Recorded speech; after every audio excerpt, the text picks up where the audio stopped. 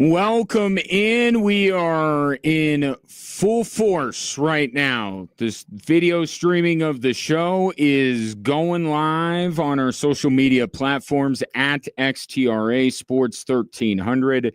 And I do very much appreciate you watching the show there.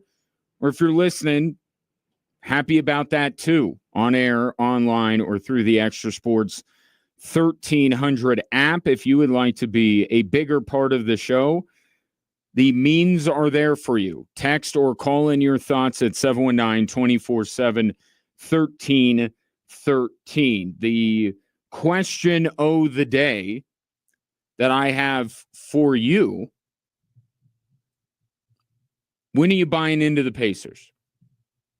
Like, when are you? Because I don't know. Maybe you were in on the Pacers to start. I didn't hear from you.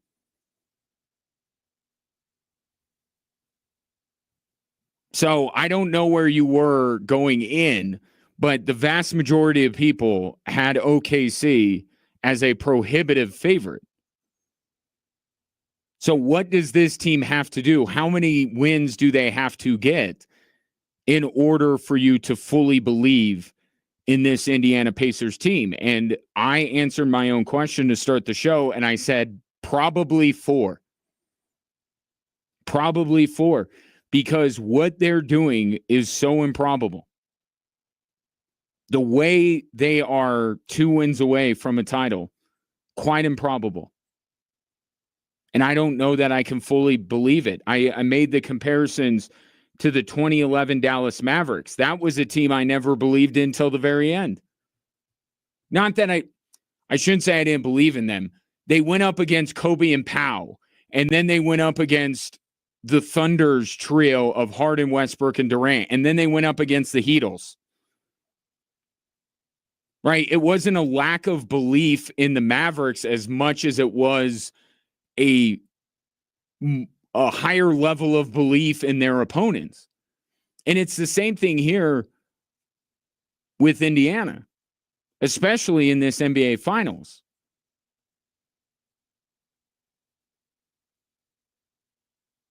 It just, on paper, it was such a mismatch.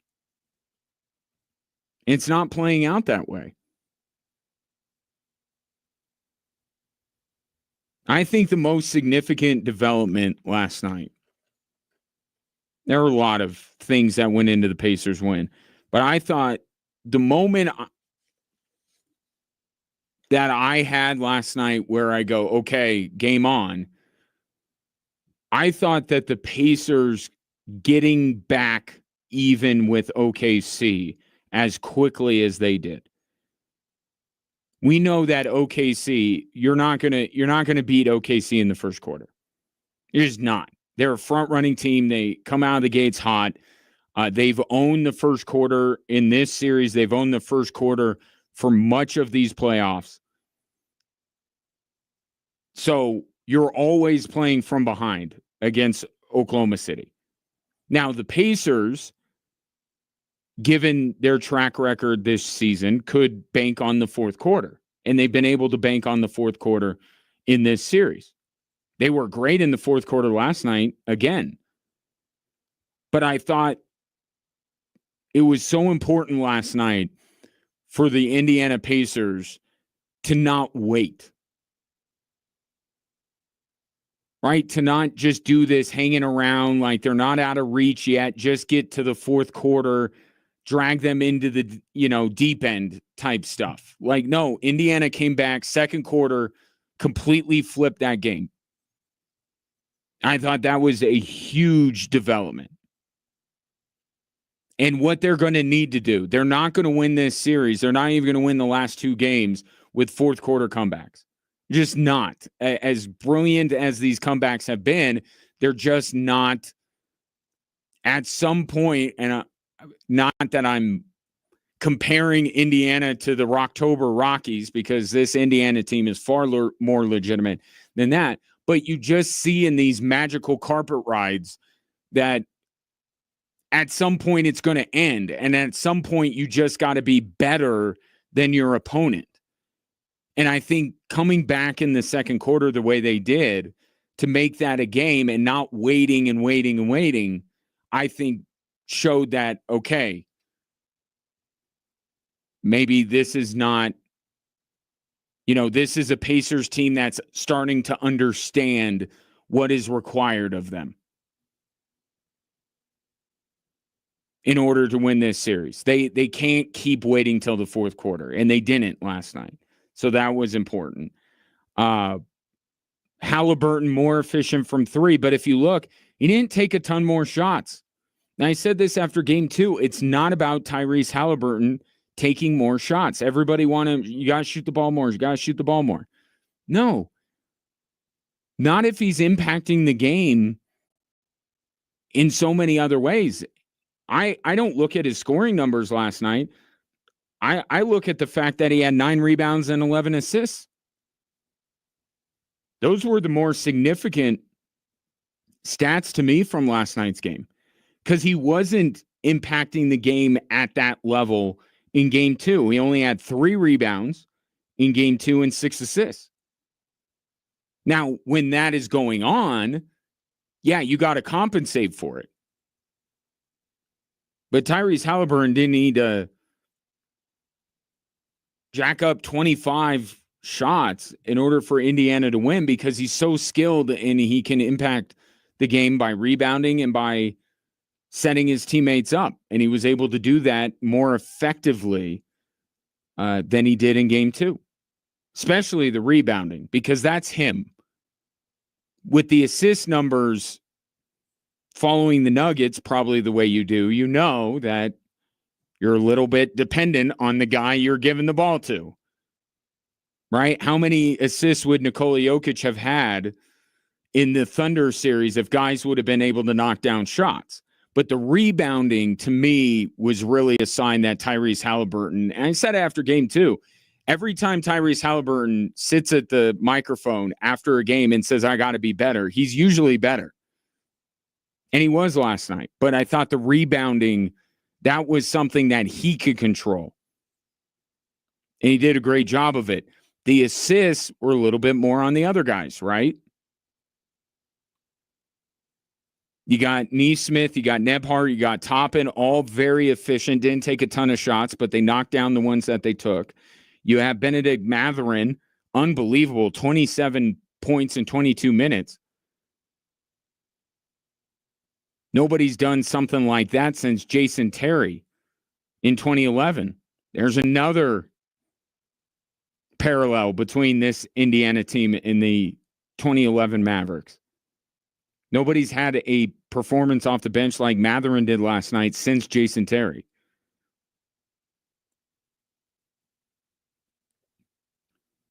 And there's been a lot of talk about the depth of these two teams in the series, the idea OKC's depth better. And I think player for player, I think they are better than Indiana, talent-wise. I do think player to player, they are more talented. And it starts at the top with SGA being more talented than Tyrese Halliburton, and it just goes down the list.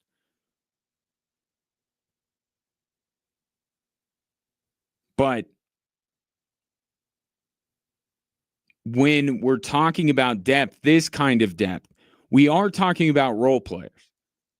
And you know what I say about role players? They always play better at home. Always. And that's part of what you saw last night. TJ McConnell going for those 50-50 balls. I haven't heard a lot from TJ McConnell until last night. Mathurin didn't do what he did last night in OKC. So you're still, when you talk about role players, you're still home court dependent a little bit. But the thing about it, going back to how improbable this is that we're seeing, even with that being said, the thought was that the depth of OKC is so much better that even the idea that role players play better at home would not make enough of a difference because of the perceived talent disparity. What continues to be shown by Indiana, or they resumed showing people, because I don't know how much they showed in game 2, But what they resume showing people is that, no, there's not the disparity that you think there is. I still think there is a disparity, but it's the difference isn't as great as I thought going in. But they keep, now they've done this twice. They've had these 2 games. I think last night was the far more significant win than game 1. I think it legitimized Indiana more than game 1 did. Right? Because there's a fluky nature to being able to hit a shot with 0.3 seconds left. As much as Halliburton does that, it's still like they only led for 0.3 seconds of the game. I thought last night, the contributions they got from people, the way that Halliburton impacted the game, and the fact that it was not one of these desperate, come from behind 15, 14-point rallies in the fourth quarter. It was more impressive, I think, last night than the game 1 win was. Game 1 was more fun, but last night, I think, was more of a championship level performance by the Indiana Pacers. And I say all this, and they're impressing me, and I see the parallels with 2011. They're even coached by the same guy. Rick Carlisle was the coach of the 2011 Mavericks. Like, this has been in front of us all along, in front of my face all along, and I still can't fully buy into it. I was very impressed by Indiana. And I mean every word I say, but I still think OKC is going to win the series.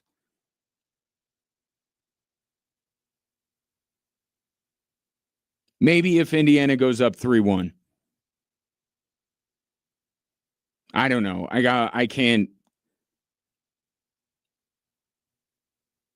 can't see what I would be like after that. I got to watch the game. Were you buying in to the Pacers yet? 719-24-7-1313. Coming up next, the Stanley Cup final resumes. Some changes being made by the Oilers, but not maybe the one you think they're making. And are 2 Taveses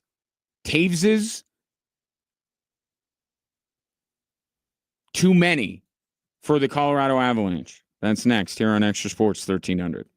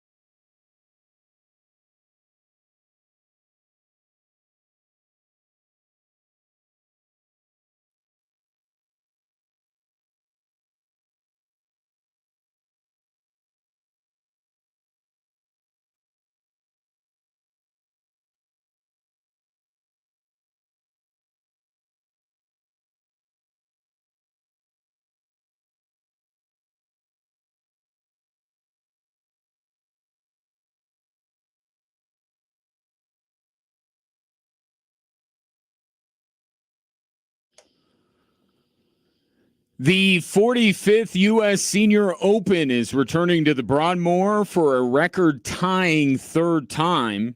And why wouldn't they be? Amazing course. Get your tickets to see the legends of the game compete June 26th through the 29th at ussenioropen.com. No need for me to have to buy in to how good the Stanley Cup final is, although my belief in the Edmonton Oilers is wavering by the second. Now, I did take Florida at the start of it, but tonight's going to be fascinating to see because we saw the Edmonton Oilers completely melt down in Game 3. There's no other way to describe what happened. They melted down.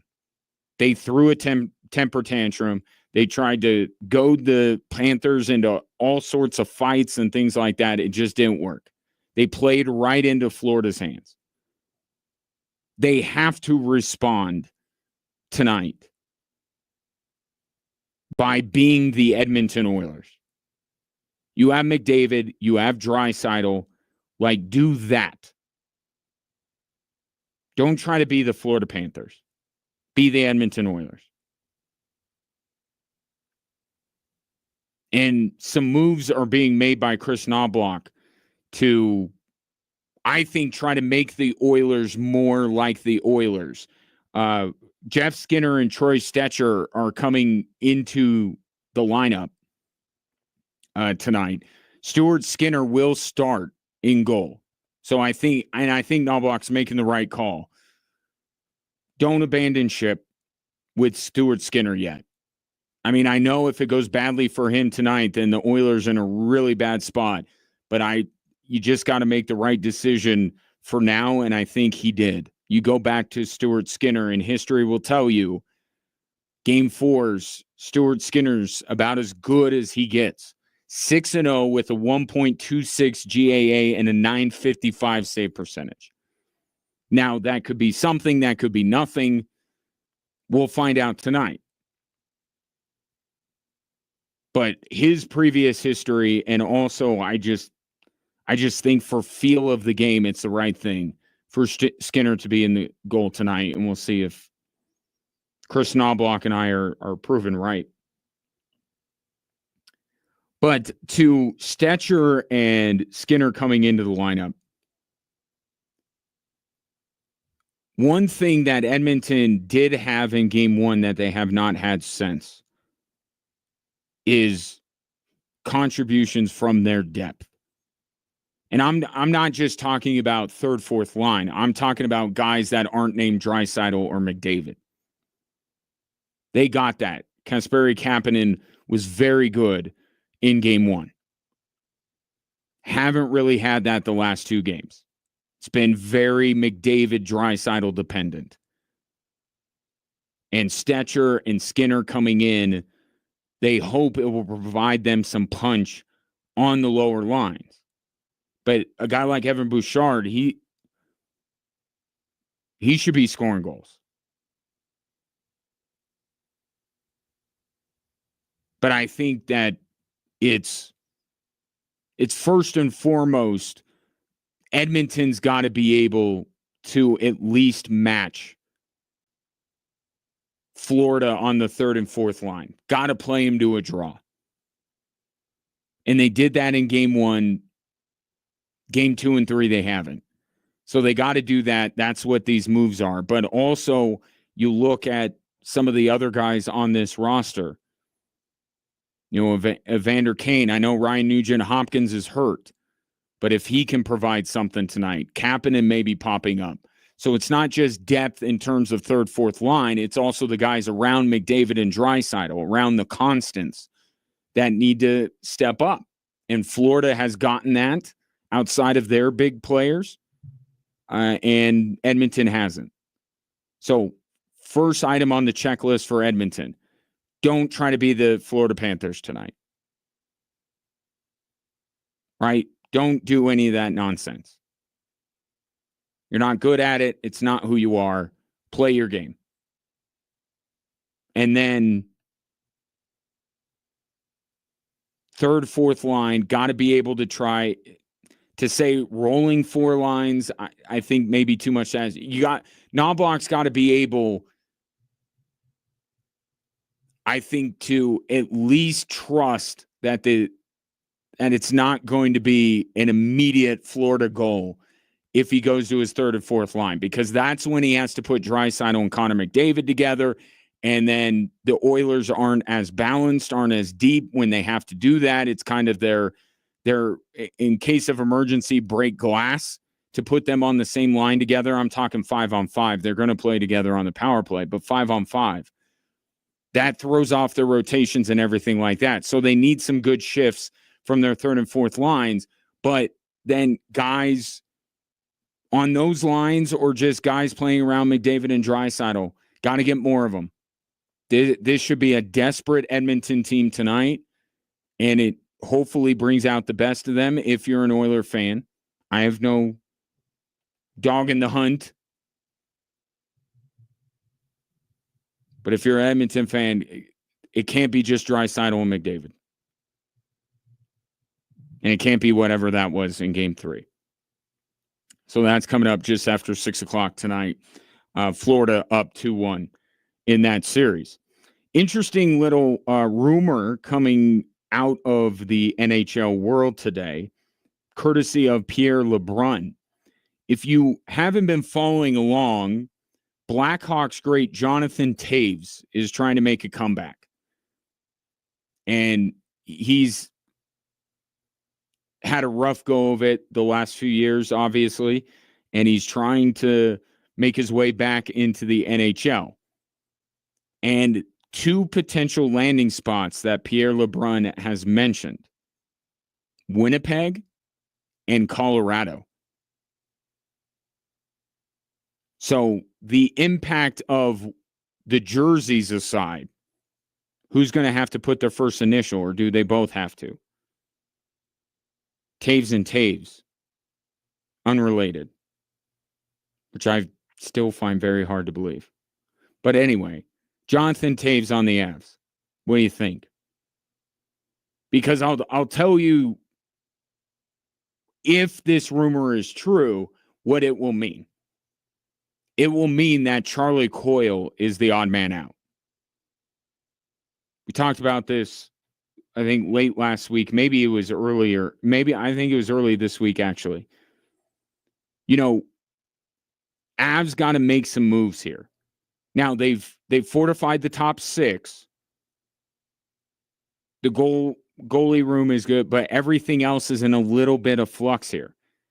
Top six, top D pairing, the goalie room, everything else is kind of fungible right now because the Avs need to move some salary in order to fill out their roster.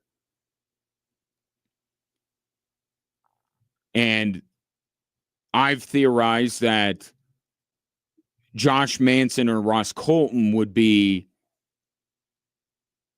I think, the most logical pieces that you move. Well, if you bring in Jonathan Toews on what I would imagine is a bargain deal, then Charlie Coyle becomes that guy. You're not keeping Charlie Coyle. You put Toews on the third line, you still have Drury on the fourth line, and you move Coyle's contract. I don't know that I love that. I mean, the story of Jonathan Toews' comeback is fascinating. And I hope it works out. It would be somewhat unfortunate if he didn't go to Colorado, that he went to Winnipeg, because obviously they would be direct competitors. But like, it's a good story, and I hope it works out. But the Avs are not in the business of this. They're in the business of winning Stanley Cups. And I like the move for Charlie Coyle. I think it is the move that is never talked about enough. And it wasn't just made, we can't just look at what the Avs did as far as the second half of last year and say this is all it is. And that's why signing Brock Nelson was so important. It was shaping up that it was going to be that way. because Brock Nelson was going to walk out the door and become a free agent. But I at least, even though I still don't totally buy into the rationale of trading Mikko Rantanen, the jury is out until this team gets a full season together with all of these parts to truly realize the vision of Chris McFarland.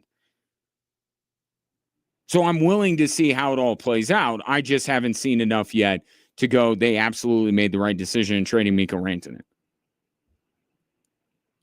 But Charlie Coyle's a part of that. Right? You traded Middlestat for Coyle because Coyle fits an identity that you want to have on your third line far more than Casey Middlestat does. So why not let that play out? And I get the desperate times call for desperate measures. We don't know what the market's going to be for Josh Manson or Ross Colton or Miles Wood, for instance. We don't know.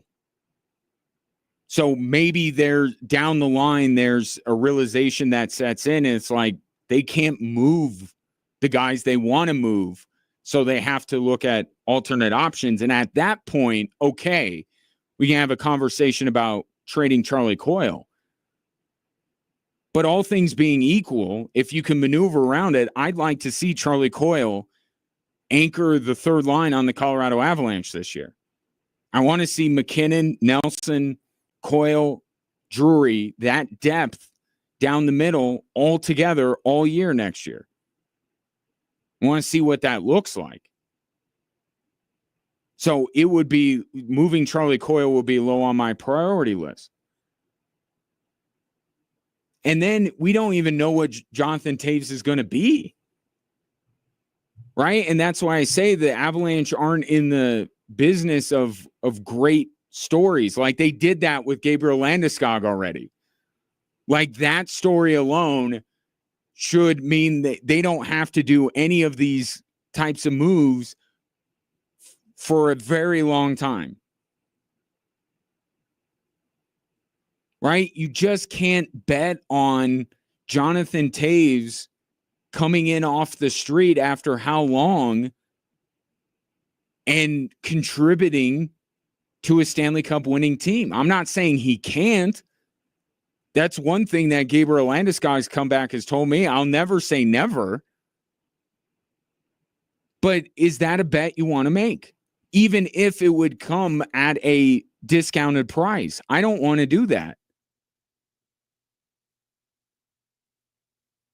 But if it's just not working out for the Avs to be able to move some of the pieces they want to move in order to create some flexibility, then all right. That can be discussed, but that's not plan A here.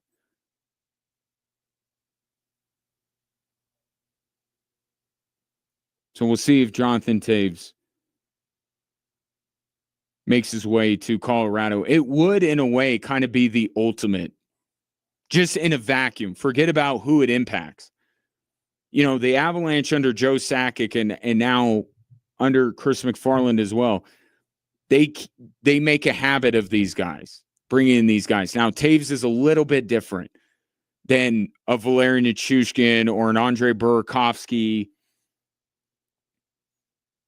or Jonathan Drouin most recently, because he's been in the league for so long, or was in the league for so long. Like his career he's reached the highest of highs. But it still, in a way, would fit in with some of the things that the Avalanche have done over the years to take a chance on a high-level player, high-talented individual whose price is way down because of one reason or another. Right?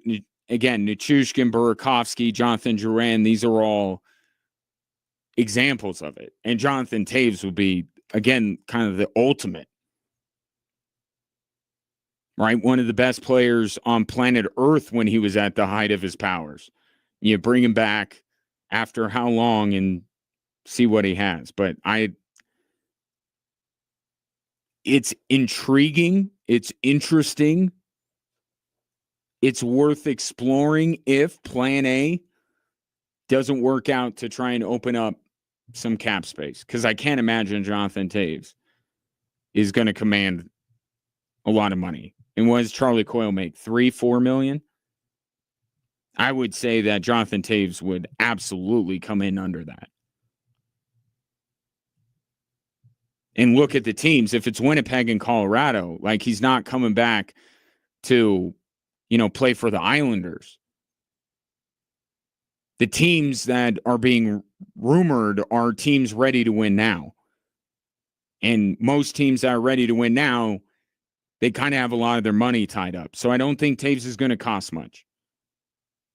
It's an interesting alternative to what I think the Avalanche should be looking to do is move their a depth defenseman or a second pairing or below defenseman or one of these depth wingers to try and open up some space. July 1st, not that far away, and all of this will get going. There was a move made today, actually.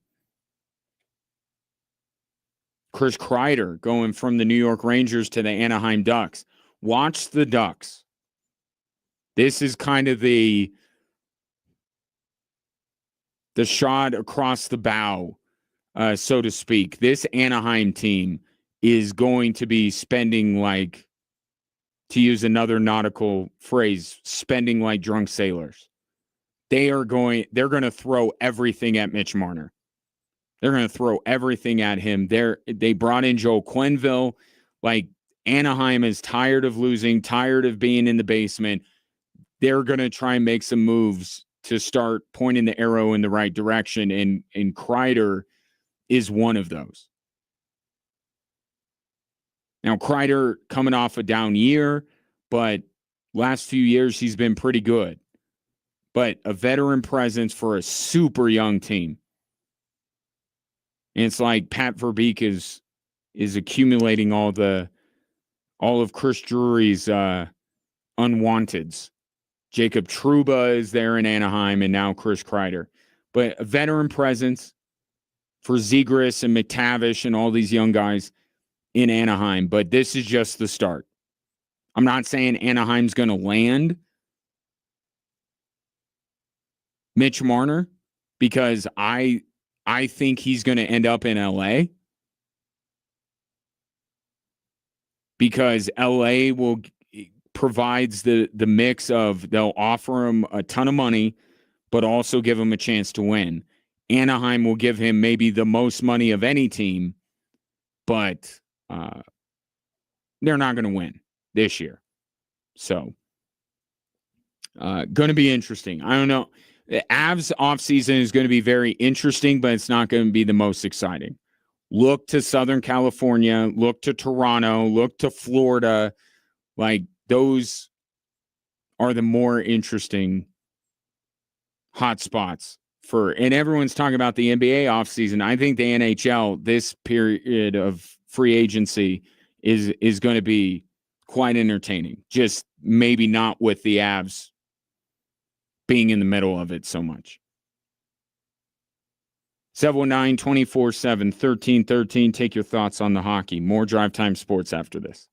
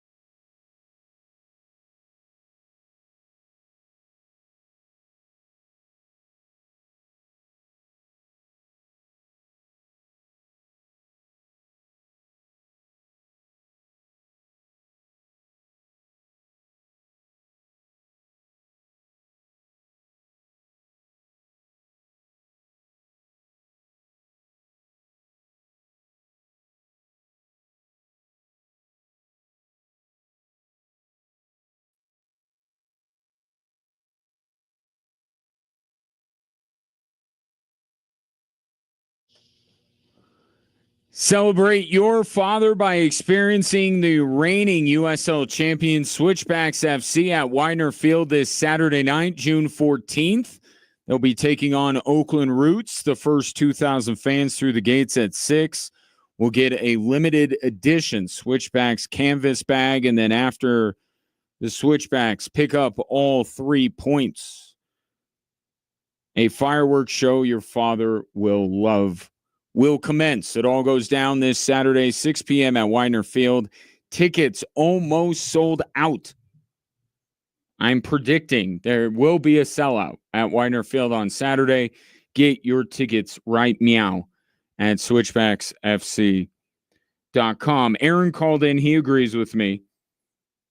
Avs don't need to abandon Charlie Coyle yet for the Jonathan Taves story, as fun as the Jonathan Taves comeback might be.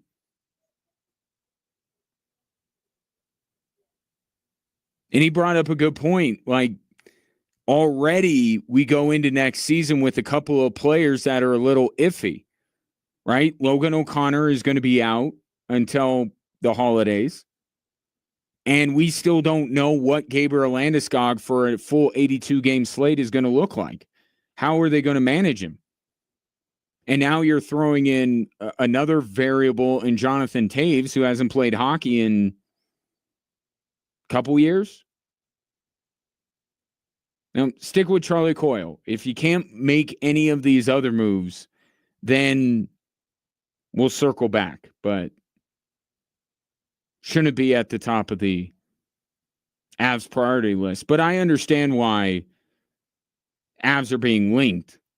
Avs have some cap constraints. Avs are on a short list of Stanley Cup contenders. Jonathan Taves isn't going to, like I said, come out of retirement or make a I don't know if he officially retired or not, but make a comeback with a team that's going to finish with one of the worst records. Like, why even bother?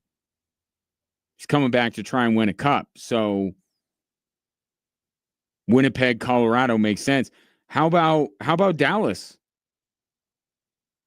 Why didn't Dallas do this? Dallas is in a bigger pickle than the Avs. Avs aren't talking about moving anybody at the level of Jason Robertson. Why not Dallas? If they move Mason Marchment, which, not that I'm in the business of looking out for the best interest of the Dallas Stars, but hey, if you give me the choice, move Marchment or move Jason Robertson, yeah, I think Jason Robertson's going to stick around. But if they move Marchment, why didn't Jonathan Taves go there? But those will be the list of teams. Dallas, Vegas. I'm sure Vegas will be in the mix as well. But yeah, let another team take that on.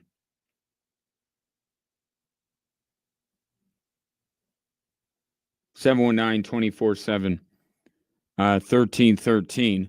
Why was Sean Payton so snippy today? Did you hear what Sean Payton said? You maybe didn't. And then now I got to pull it up here. I'll play it for you later. There it is. It's right here. I can play it for you right now. Here's Sean Payton. He was asked about Devon Vele missing a mandatory minicamp. He was the darling of last week. This week, he wasn't there at all. Somebody asked about his availability for training camp, and it took a bit of a turn. Take a listen. With Devon Vele, is he dealing with anything that's going to keep him out? Like No. He's going to be full go. Start a training camp. Everything's good. We should be. That's it. That's it. Did you hear me? Okay. That's it means. That means it stops. Why does he have to be this way? Like, look, we're all adults here. We we don't have to have our feelings hurt. And I'm sure the person asking him the question didn't go off and cry in his car or anything like that. But like, Sean Payton's been quite snippy over the past couple of weeks. And I feel like the more success the Broncos have, the snippier Sean Payton gets. And that makes sense, right? When your team is losing, you can't really, get away with that stuff. Now that he's the mayor of Denver, or I guess Bo Nix is, but he's the guy that Bo Nix is the Manchurian candidate and Sean Payton's the puppeteer pulling the strings here. Now you can do that. Why you got to do that, Sean? Like, shutting down reporters. He's done that a couple of times. My guess is it's non-injury related. Devon Vele has something going on, and I'm not going to speculate. Like, the fact that Devon Vele is missing this week should be pretty inconsequential. I'm sorry. Like, I feed into the NFL hype machine as much as the next guy. Like, it's June. Going to be there for training camp? Yes. All right. I don't even think Devon Vele is going to have as big of a role with the Denver Broncos that everybody thinks he will.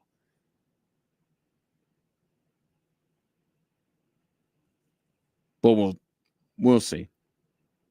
But hopefully everything's all right, and it's good to hear that he'll be ready for training camp. Looks like everybody, as of right now, will be ready for Broncos training camp.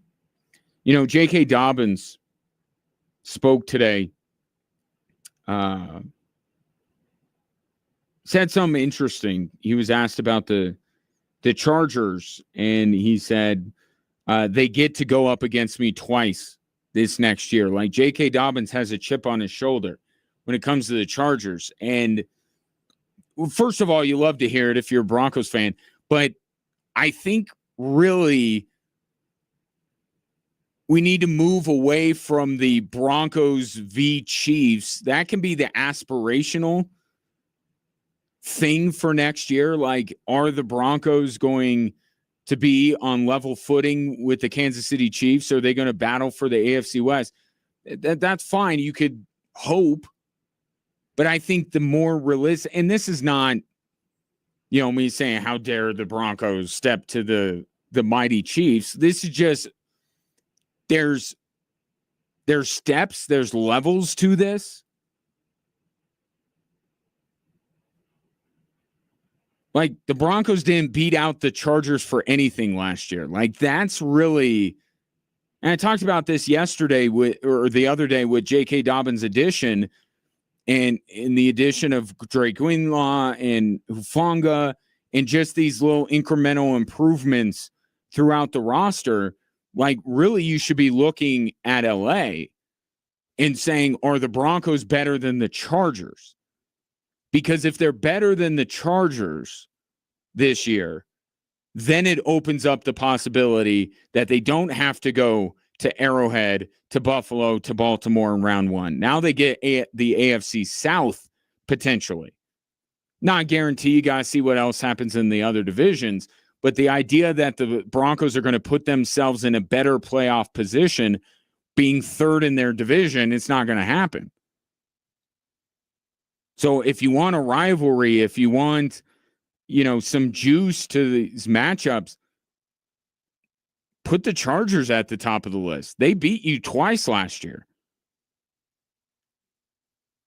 That's who they got to go through first if they're going to get to Kansas City. They're not the next team up in the AFC West. The Chargers are the next team up. Broncos got to pass LA, and then they get to the final boss, which is Patrick Mahomes.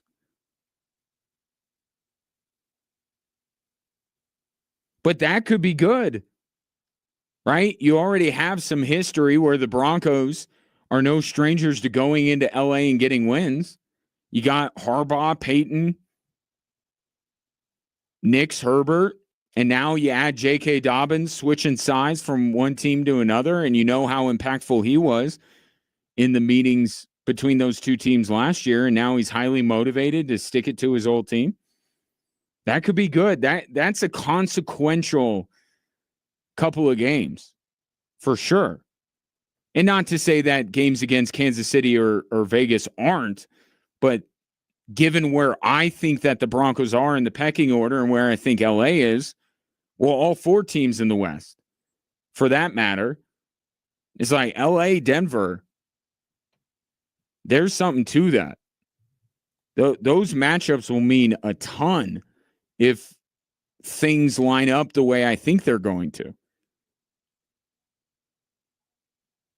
They can battle it out amongst themselves, and then the winner can take a shot at the 12-time defending AFC West champions, and then the Raiders just, get your own stuff sorted out, Vegas, and then we can talk. Like, it's Kansas City, and then it's LA, Denver, neck and neck, and then some separation, and then it's the Raiders. Like, let's just see if the Raiders look like a functioning organism first before we start throwing the Raiders into the mix in the AFC West. But with J.K. Dobbins now on the Broncos, and given that these two teams could be battling it out for perhaps the top wildcard spot, those matchups will be juicy. 719-24-7. 1313. We'll hit the 3 stories that are driving the show after we hear how things are going at Oakmont. Here's a U.S. Open update from Westwood One.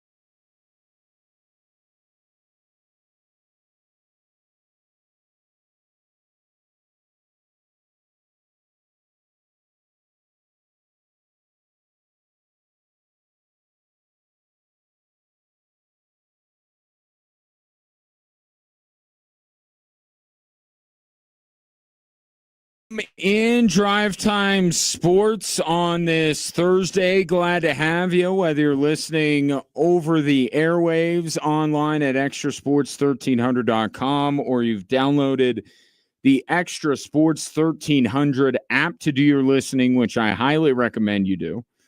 And that app is sponsored by Diversus Health, mental health, and well-being for all.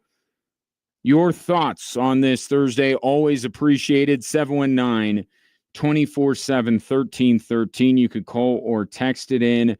Perhaps you will have an opinion or a reaction.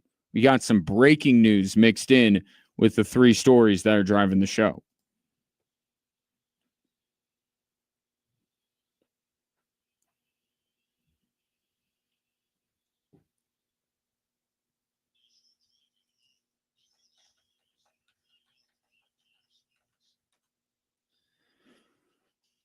All right. In the interest of the breaking of the news, here is story number one. Marchand will come all the way from his own end, snags the puck and accelerates over the line. Speeds into the slot, backhand, Hellebuyck the stop, and the Winnipeg Jets record a 4-3 shootout win over the Boston Bruins here at TD Garden. WBZ on the call. That is a highlight from not only your newly minted Vezina Trophy winner, Connor Hellebuyck, he has also been named the league's MVP. The news breaking moments ago that Winnipeg Jets goaltender Connor Hellebuyck has done the rare double dip, winning the Vezina Trophy for the best goaltender and the Hart Trophy for the best player in the league. Connor Hellebuyck is the MVP. I am quite shocked by this development, but I will say that I think back to when the finalists were announced and Nathan MacKinnon was snubbed because he was snubbed. It was a snub. And I was wondering if Connor Hellebuyck ended up having the kind of season that in some ways graduates you or lifts you up from simply being the best goaltender in the league, that you're arguably the best player in the league. Well, now fast forward a few weeks later, and apparently he did. Connor Hellebuyck is the MVP. And he was no doubt the best goaltender in the league. Like, I have no issues. They don't even need to have finalists. He was the dude. But the question is, did he have a season that was better than any skater in the NHL? Don't forget Nathan MacKinnon for a moment, because MacKinnon wasn't a finalist. Is Hellebuyck more deserving than Draisaitl or Kucherov? I have a very difficult time making a goalie the MVP. And the only circumstance in which that can happen is if you are historically great and perhaps the field of MVP candidates is a little bit watered down. Was Connor Hellebuyck historically good this season? To start the year, he was. It was a terrific year. Historic? I think that's debatable. But was it a watered down field? You know, I think taking Nathan MacKinnon out of it,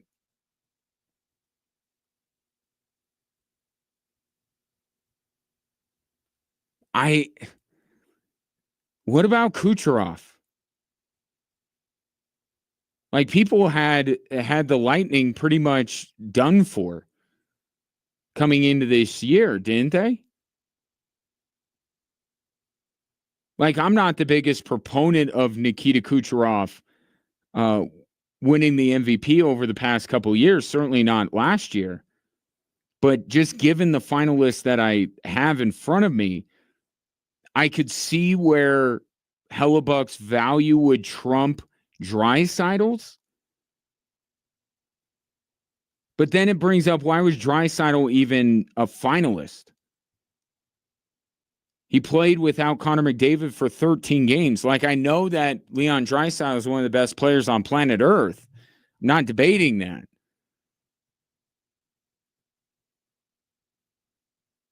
But he played without the best player on planet Earth for 13 games.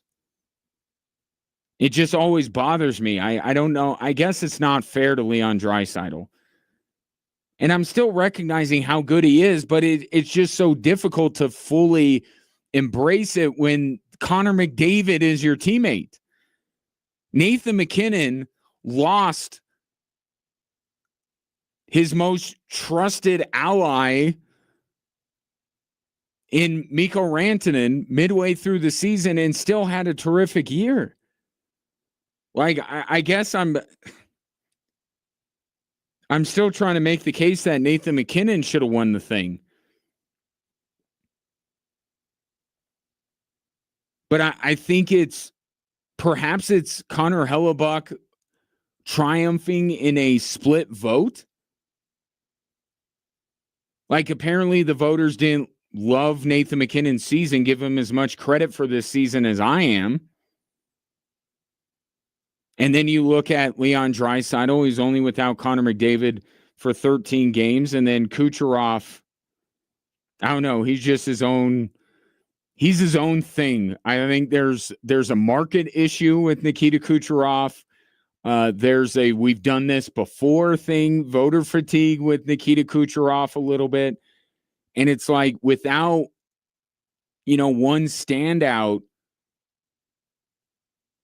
Connor Hellebuck gets it. I guess I could see it. I guess I'm talking myself into it. It wouldn't have been my vote. I'll just say that, but maybe there is an argument. Because we didn't have the McDavid, God mode season this year. And it's hard to give Draisaitl all the credit in the world when he's playing most of his games with Connor McDavid, or getting overshadowed, I suppose. I don't know. Shouldn't been the year Nikita Kucherov gets one back?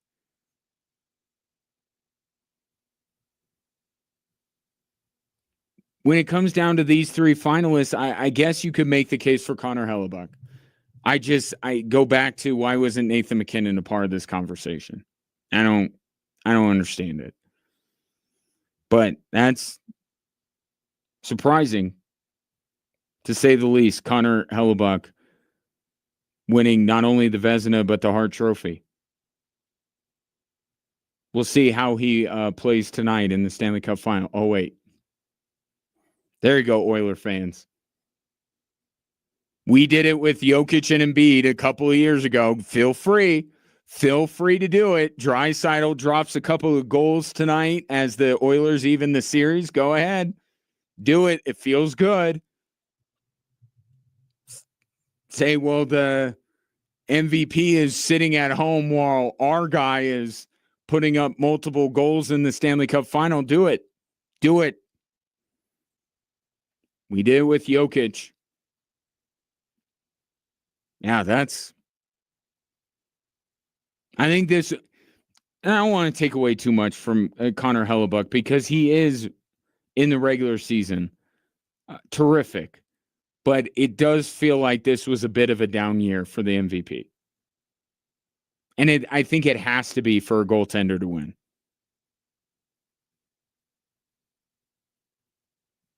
More trophies for Connor Hellebuck. A couple of them. Let's get to story number 2. Are we buying the Pacers now? Here's Halliburton. Skips it over to Neesmith. Catch and shoot 3. Yes!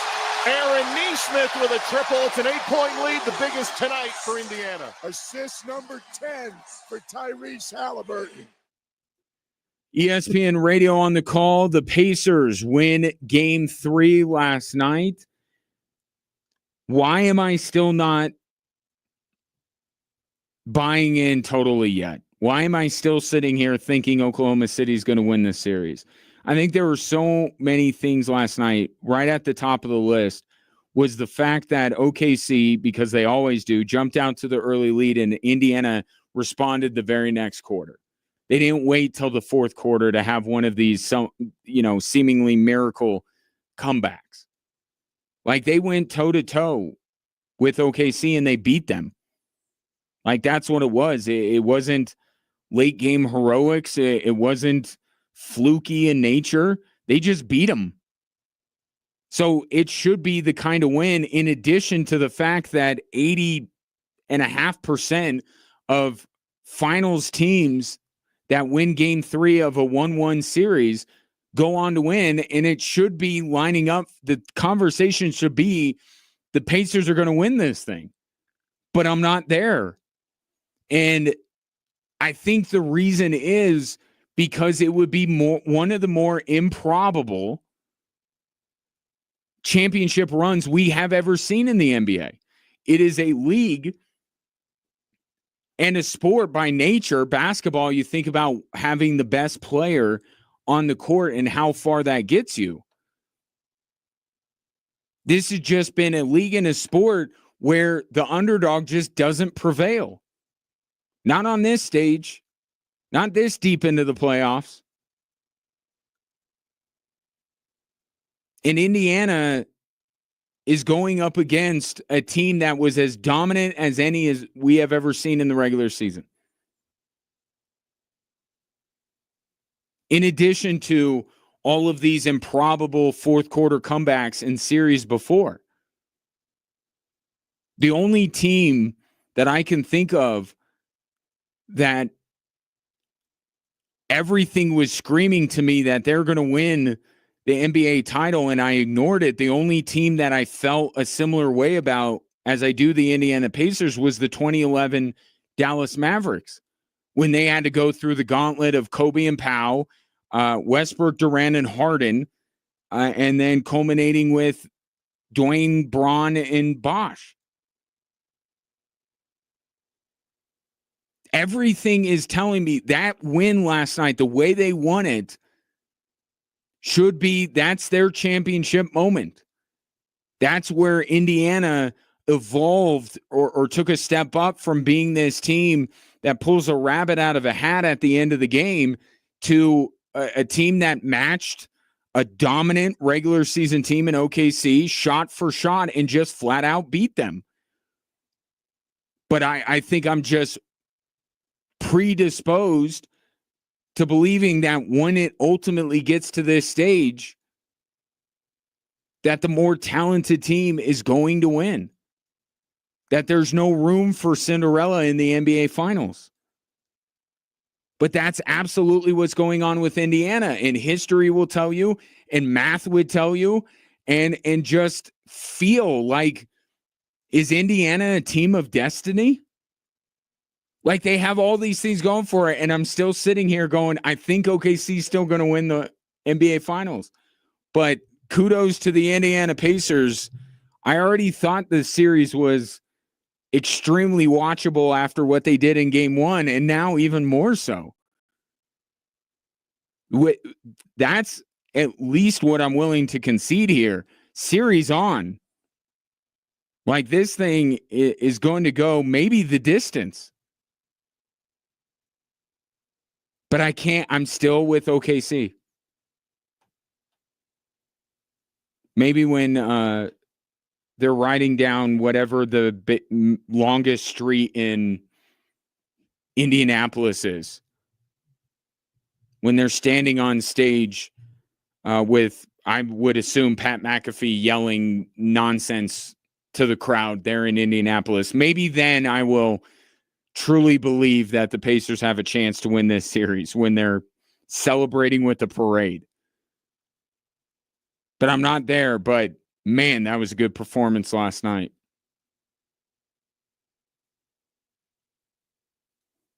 Story number 3. Today, game 4 of the Stanley Cup final tonight. The Florida Panthers taking on the Edmonton Oilers. Some changes for the Oil Troy Stetcher as well as Jeff Skinner will be put into the lineup. Stuart Skinner remains in the lineup, which I think is the right call. But the moves that Chris Knobloch is making, he's got to try and level things out when it comes to the depth of Florida. He's got to try some things. They got to be able to generate more offense than just what Connor McDavid and Leon Draisaitl do. They got that in game one. They haven't in the last two. So I think Knobloch has had a history of pushing the right buttons. I mean, the guy pushed enough buttons to get this team to come back from 3-0 down to force a game 7, and that game 7 was a 1-goal game. Like, Knobloch has a good idea of what his team needs. And I think on paper, these moves make a lot of sense. The moves that he is making and the one that he's not.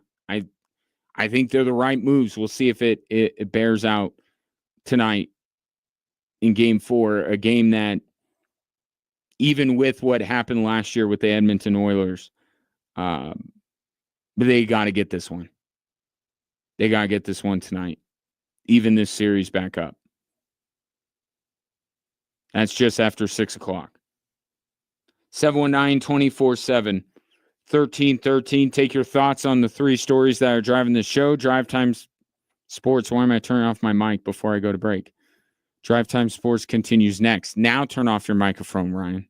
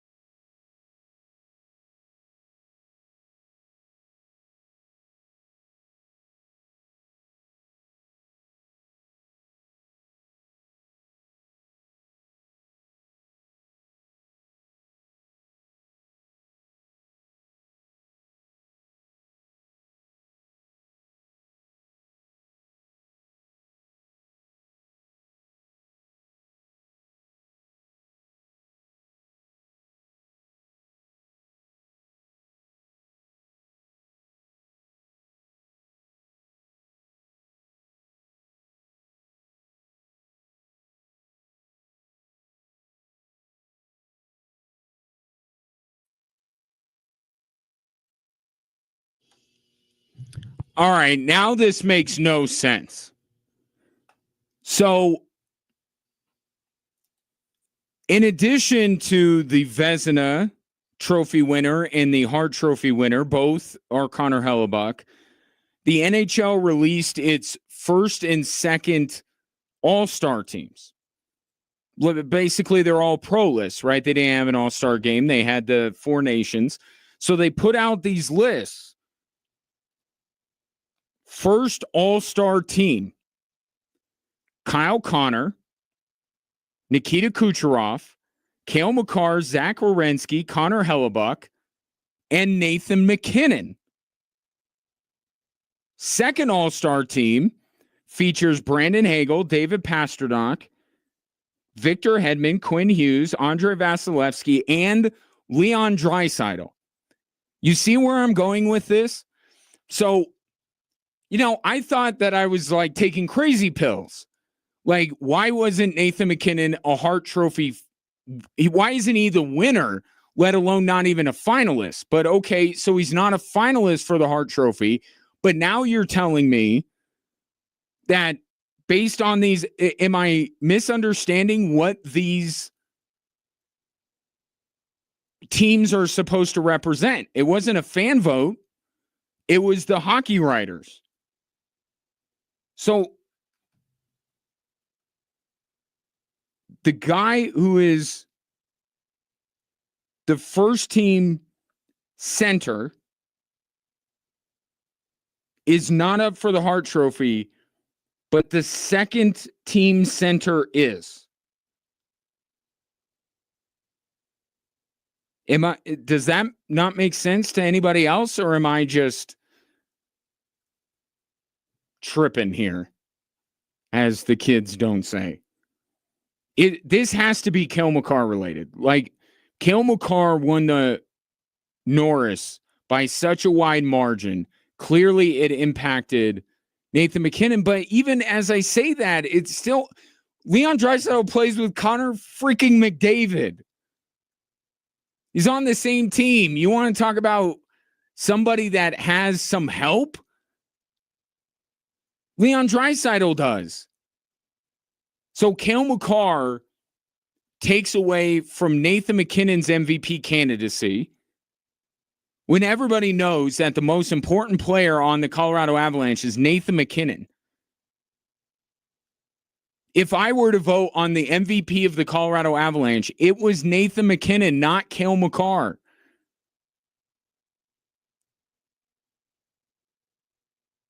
This makes no sense. And it's why when things are a little bit nutty, that's when you vote a goalie for the MVP. That's what happened. Because then let's take it a different way. All right, throwing Nathan MacKinnon out of it, why wasn't Cale Makar up for the Hart Trophy? He was up for the Ted Lindsay.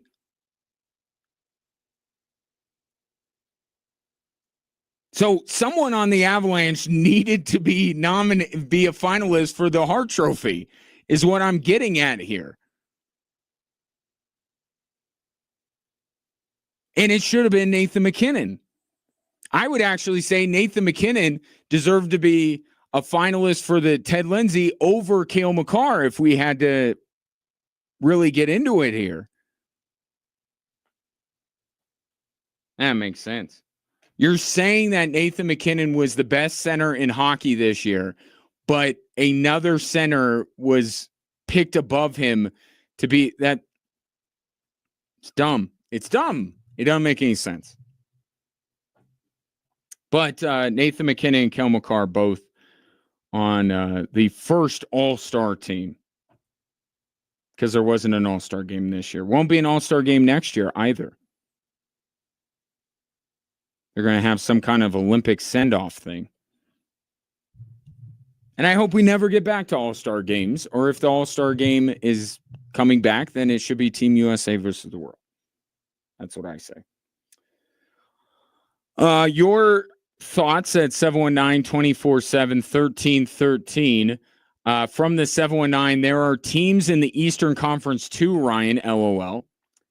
I think this is referring to, looking at the timestamp, that Jonathan Taves. Is this a Jonathan Taves thing?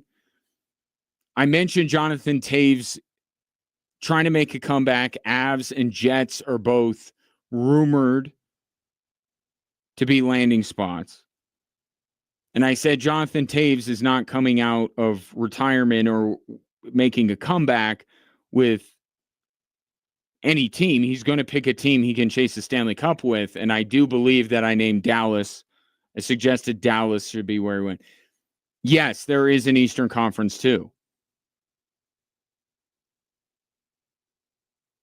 I mean, is it better than the West? No. But yes, you're right. So what would be the Eastern Conference teams? Because I don't think Toronto, if I'm Toronto, I'm not gambling with Jonathan Taves. I'm going to take the money I'm saving by not signing Mitch Marner, and I'm going to take away Sam Bennett from Florida. And I'm going to kill two birds with one stone. I get Sam Bennett, and Florida doesn't. So I don't think Toronto should be in the Taves business. So who would be some other Cup contenders in the East? Could Florida do this? Florida could go Taves.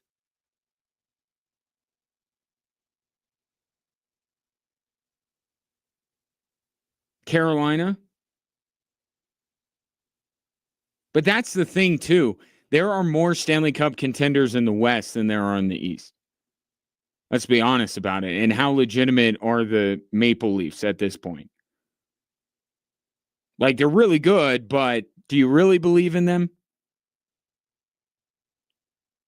And Florida just eviscerated Carolina, so Florida. Dallas, Winnipeg, Colorado, Vegas, Florida. There. Eastern Conference inclusion. Tom asks, haven't been able to listen last couple of days. Forgive me if you answered this already. With the addition of Dobbins, does that change your view of Broncos' win-loss record this year? I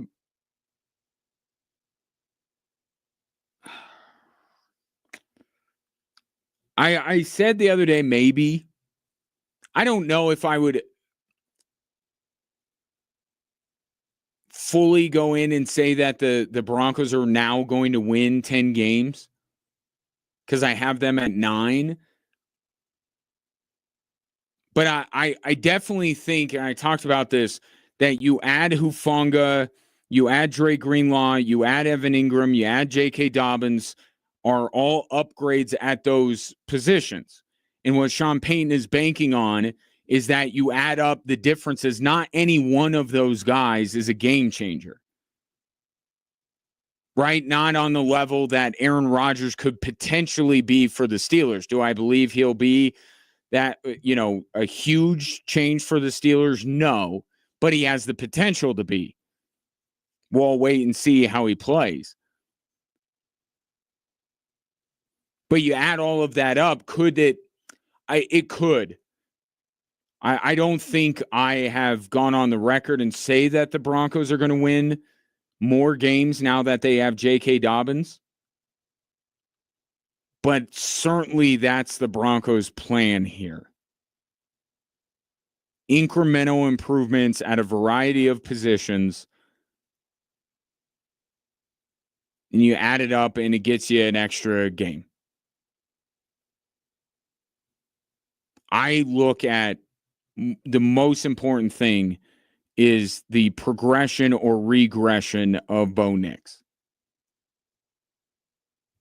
If there is anything about this Broncos team that makes me believe that they're going to win more than I think they will, it will be Bo Nix. It will be Bo Nix progressing, improving in his second year instead of plateauing or regressing, which we see a lot from second-year quarterbacks. This is not an anti-Bo Nix thought. This is a second-year quarterbacks tend to get figured out a little bit, and then they got to go back and figure some things out before they break through in year 3. This applies to Jaden Daniels too, by the way, just in case you think I'm being anti-Bo Nix or anti-Denver Broncos. I apply the same logic to Jaden Daniels. Do I think Washington is going to be in the NFC Championship again this year? No, I don't. I don't. And I don't think they win their division.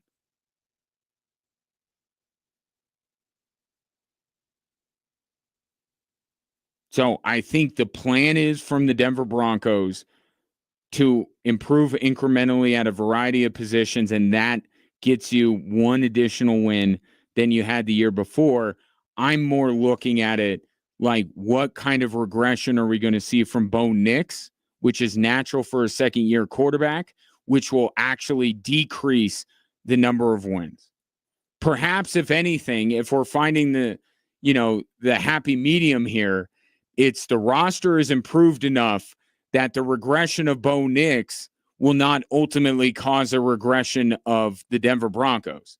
Like, maybe these two opposing forces cause the Denver Broncos to have the same amount of wins, which would be more than I think they'll get.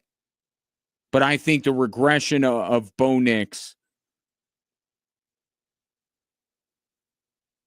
and also maybe not believing that this Broncos defense is the second coming of the 85 Bears or the 2015 Denver Broncos. I have a healthy amount of skepticism with that. I think they'll be really good.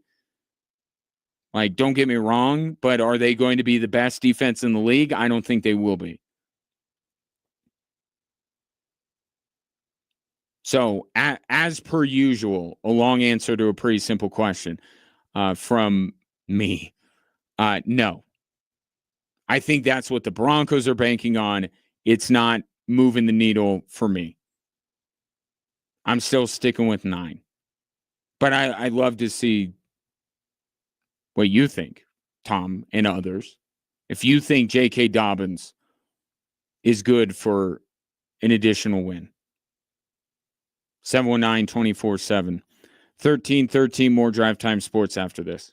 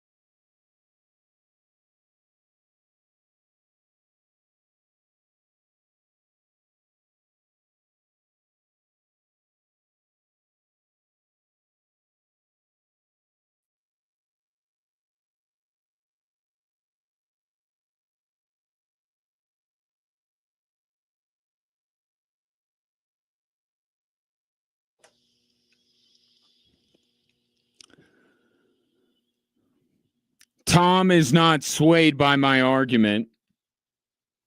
Texan says it's crazy to say Dobbins doesn't add one win. They drafted the wrong back. Now they have a bona fide back. Last year they had a bunch of bums in the running back room and made the playoffs. But here's the thing. J.K. Dobbins is sharing reps. It's running back by committee. This isn't the Broncos adding, like the Eagles adding Saquon Barkley last year. Like the guy is going to be splitting reps with R.J. Harvey and Andrick Estime. And the thing about it is, once you get into the range, like ask the Pittsburgh Steelers about this. Okay, once you get to the 8-9 or 9-10 win range, it is extremely difficult to add a win.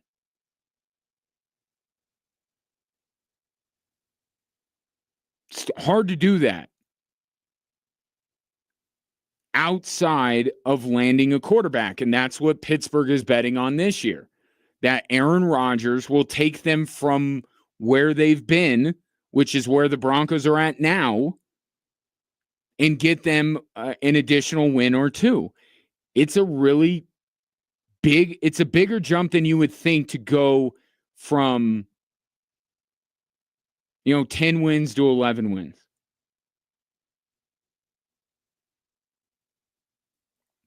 It is. And Dobbins is not going to have the role in this offense to make that much of an impact. Now, I agree with your thought process in that if the Broncos running back room is better, it could help the Broncos out a lot. Like, I agree with that.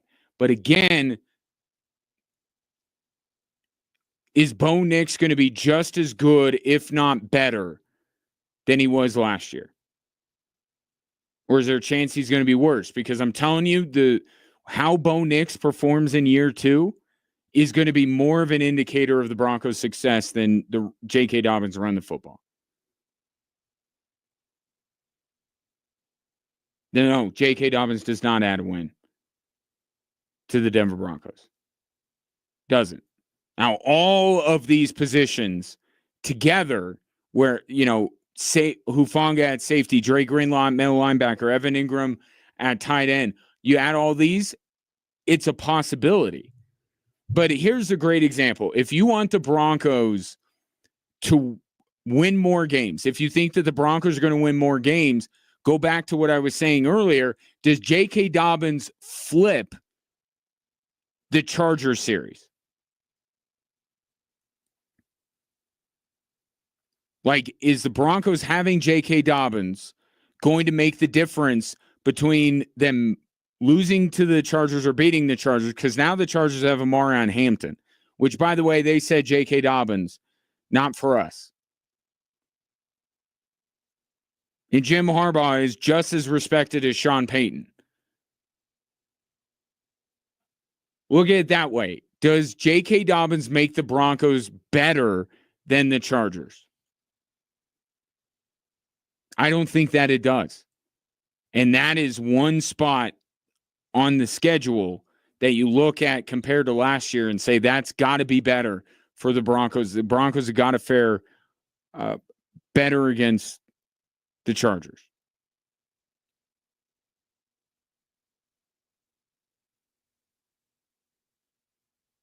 But it's what the Broncos are going to try and do. I see the thought. I see the thought process from Sean Payton. I don't think it's a bad thought process. J.K. Dobbins doesn't make them worse by any stretch of the imagination. I think it's a no-brainer signing. I think it can only help.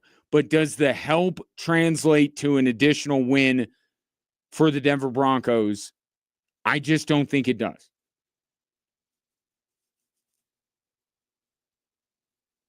Tom says he had them at 10 wins. I think Dobbins pushes them to 11. It's one win difference, not a Saquon situation.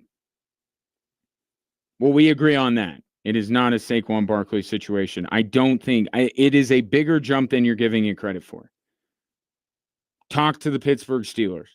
They have made all sorts of improvements to the roster except quarterback, and where has it gotten them? So you have to answer if Bo Nix is going to be better. Now, if you think Bo Nix is going to be better than he was last year with J.K. Dobbins and everything else, now we're having a discussion. Now I see what you're thinking.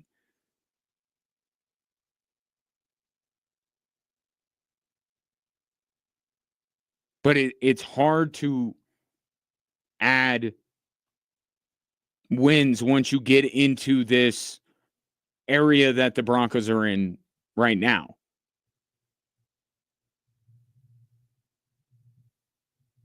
Because there aren't, and this is a credit to the Broncos, there aren't a ton of losses that you could turn into wins. Well, we'll see. I think it makes all the sense in the world what Sean Payton is doing, and we'll ultimately see if it would ultimately translate. And Knicks wouldn't have to fall off a cliff for the Broncos to win 9 games. Tom. Wouldn't have to fall off a cliff. We'll see. We'll find out. You have your thoughts, I have mine, and we'll find out in like 6 months. Check back then. Dave in Colorado Springs says, hey, Ryan, Hellebuck over Nate Dogg makes as much sense as SGA over Joker. Apparently, I'm very disagreeable today because, Dave, I disagree with you. It's worse. It's worse to put Hellebuck over Nathan McKinnon than to pick SGA over Jokic. It's a worse idea.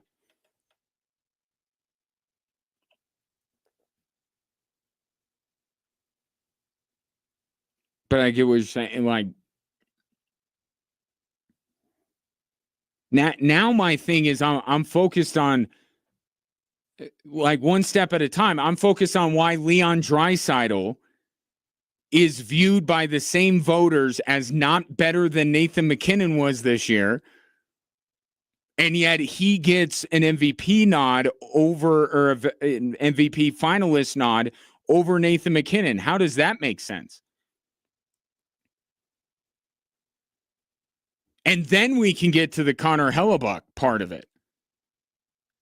I knew, see, people, and Tom is leading this parade. People think I'm just nuts. And now it's all coming into focus. Now it's all making sense. I'm not crazy. They're crazy. I'm not crazy. Everybody else is crazy. Nathan McKinnon viewed by the same voters as being better than Leon Draisaitl this year.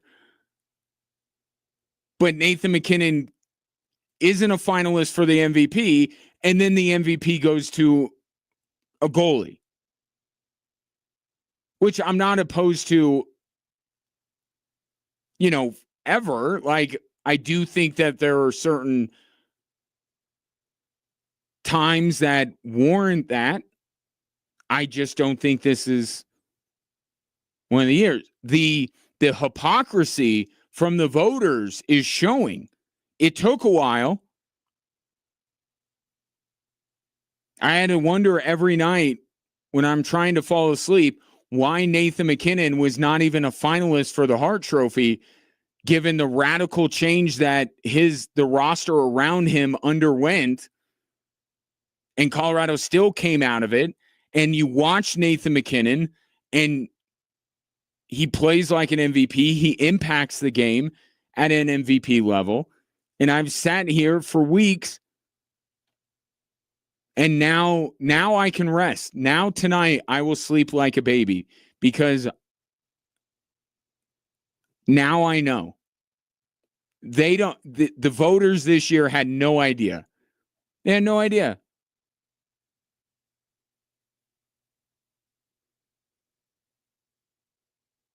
They didn't know what they're doing. which I will at least grant them this. It was a difficult year. It was a difficult year to kind of gauge the MVP, because I'm not sitting here saying Nathan McKinnon had the best year of his career, or, you know, he was historic. Like when Connor McDavid had 130 something points, like that was just obvious. That's like when Miguel Cabrera wins the Triple Crown. It's just like, yeah, you give it to him. That's easy. I'm not saying anybody had a historically great season to be able to make the MVP a no-brainer. There were a lot of guys that are about at the same level. You didn't love anyone in particular, and you got kind of a split vote, and now it looks a little bit weird in retrospect, given the way the voting for all these awards played out. It was a difficult year, but they got it wrong. They got it wrong. That's what happened. All right. Game 4 tonight, Panthers, Edmonton. Until Edmonton shows me that they didn't completely collapse in on themselves like a dying star in Game 3, I'm going to go with Florida tonight and allow Edmonton to change my mind. I'm the dude sitting there at the table with the sign, change my mind. I think there is a non-zero chance that Edmonton lost the Stanley Cup final in Game 3. And like loss, like Florida is going to just go on. Like we may get a longer NBA finals than a Stanley Cup final at this point. That's kind of where I'm at.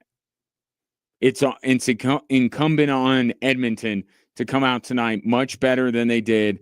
If you go down, and here's the other thing. If you go down by 2 goals in the second period, so freaking what? Like, that was the more concerning thing for Edmonton, that Knobloch's like, when we went down 3-1, we kind of knew it was over. It was early. It was like 3 minutes into the second period. You have McDavid and Draisaitl. What are you doing?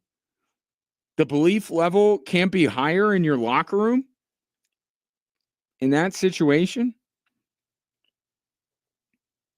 So, and it's possible that Edmonton wins tonight. I'm not saying I'm 100% on Florida. But given what I saw in Game 3, like Edmonton has to earn my trust back. Like that was a hard performance to unsee. But they can do it tonight. It's just, I don't know, probably half an hour from now. They take forever. It's supposed to be 6. It's going to be well after 6. But it will be tonight. And that will be one of the primary topics of conversation on tomorrow's show. I very much appreciate your patronage. My thanks to Brody Miller of The Athletic for stopping by in hour number 1. Make sure you check out his new book, The Year of the Tiger, talking about the calendar year. It was 2020, 2000 and 2001, that Tiger Woods completed the Tiger Slam. It was one calendar year, but the year changed. You understand. You lived through it just like I did. Pick up the book. It's a terrific read here on the 25th anniversary of Tiger's U.S. Open win at Pebble Beach. That's it for me. Enjoy your evening. We'll talk tomorrow at 3 here on Extra Sports 1300. By the way, speaking of golf, here's another update from the U.S. Open from Westwood One.